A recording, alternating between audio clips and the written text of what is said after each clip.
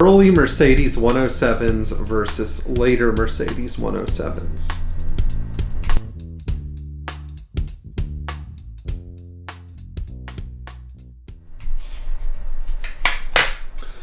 One of our subscribers had asked me to do a comparison of earlier 107 models and later 107 models. And this is sort of a different comparison to do, but I think it helps to understand what the fundamental differences between the two cars are, and when the 107 sort of went from being a sports car to a luxury car, if one can ever consider the 107 a sports car to begin with. We're going to look at some other areas too, including reliability, collectability, the integrity of the car's construction, and of course the ease of parts, service, and maintenance. So there was really the 107 was a very different car from 1971 to 73.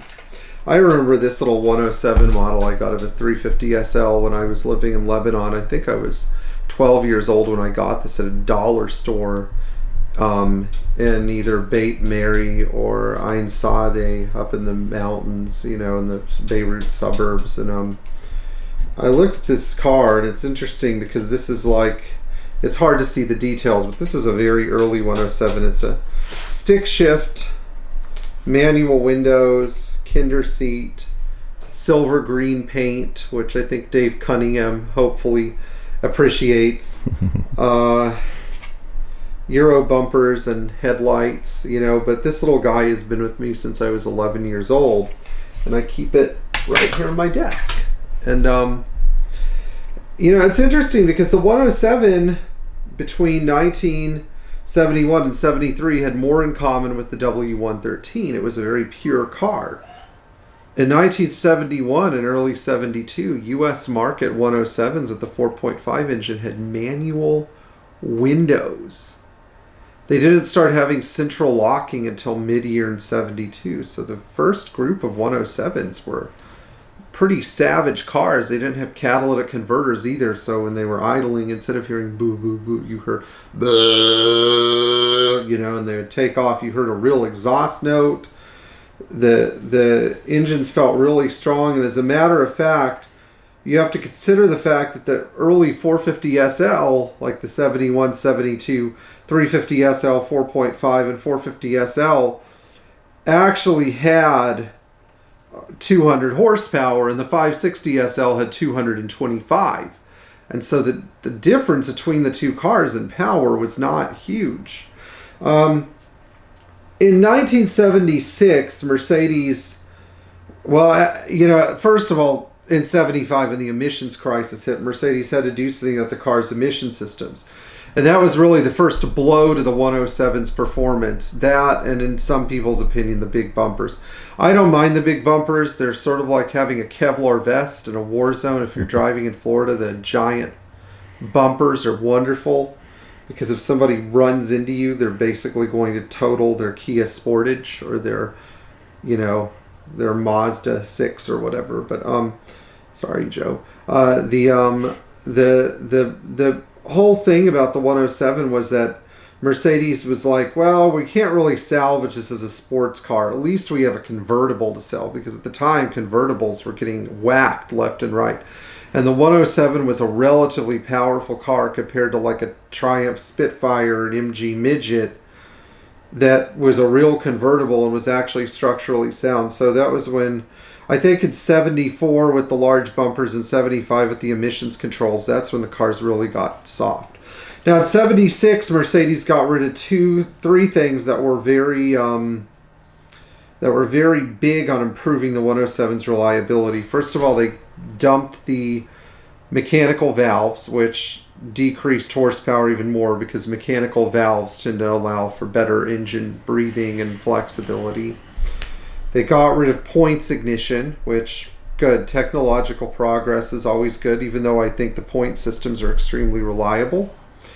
And they got rid of Bosch D-Jetronic injection and replaced it with K-Jetronic, because Mercedes knew that Bosch D-Jetronic was sort of a stopgap injection system. They knew that a mechanical system was better and that D-Jetronic, as good of a system as it is today, was still responsible for engine fires and electrical problems that were difficult to diagnose.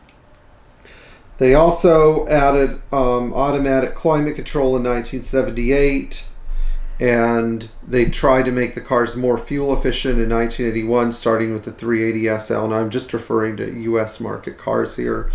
And then finally they got to 1986 when they released the 560 SL. So first of all, if you have to have a 107 that's a US market car, like let's say you live in California, you know, in the the Soviet Socialist Republic of California, where you're not allowed to do anything without getting a permit, and if you are homeless there, then basically you're middle class. The problem with the 107 is that you're either going to end up with, if you want a really iconic 107, you either have to buy a 72 or 73 450 SL.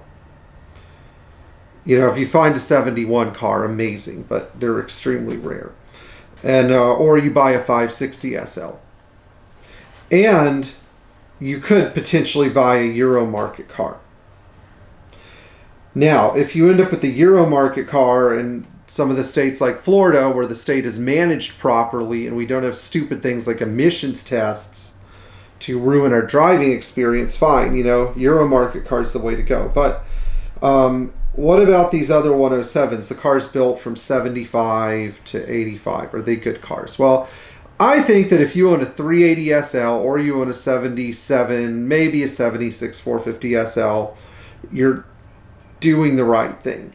You know, those are good, reliable cars as long as you don't expect like a sporting experience. These cars are good, are relatively good bargains to be had. But if you end up with, let's say, a 75 car, or you end up with like an 81 380 SL, these are the two cars that represent the utter low points in the graph of the 107 for the US market. The 75 450 SL, because of its emissions equipment combined with D-Jetronic injection, making it extremely hard to live with, and the 81 380 SL, because if you get a really low mileage one, timing chain, the climate control system, the lack of power, some of the inherent quality issues that were apparent with early 3.8 liter engines, such as their propensity to wipe out valve guides and head gaskets early in their mileage, and what I think were probably additional problems with the with building a car that had,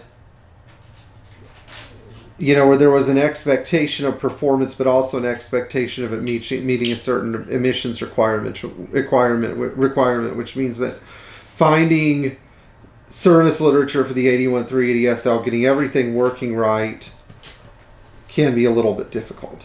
If you're looking at 107s and you have an expectation of being able to drive fast and drive the car hard, you know, you almost should go with the 560 SL. But if you're handy and you're intelligent and you're capable and you don't mind doing some extra sorting work, the 71 to 73 450 SL is a good bet.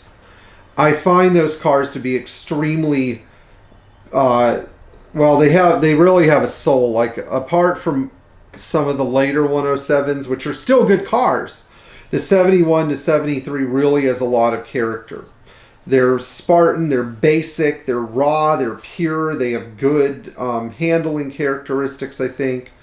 I just really like those cars a lot, although they do require more maintenance, and because of D-Jetronic systems and sorting out a 40-year-old analog electrical system, you really have a lot of additional work to do, and you may end up with some quirky behaviors, which are what define the 71 to 73, such as difficult hot starting, sometimes lumpy idle, sometimes overheating at highway speeds. Like if you're booking it along the Florida Turnpike at 85 miles an hour in a 73 450 SL, the car's going to run a little hot.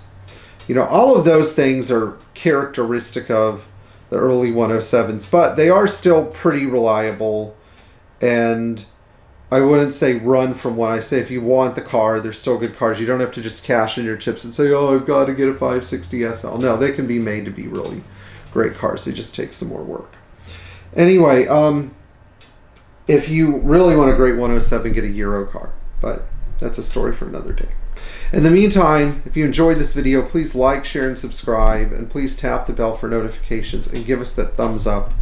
I'm really counting on it. And for all of you who work on your own Mercedes or who are supporting us in Patreon, I salute you. And if you think that you have some additional input about the 107 and your own personal experience with the different types of 107s, leave a comment below. Thank you for watching.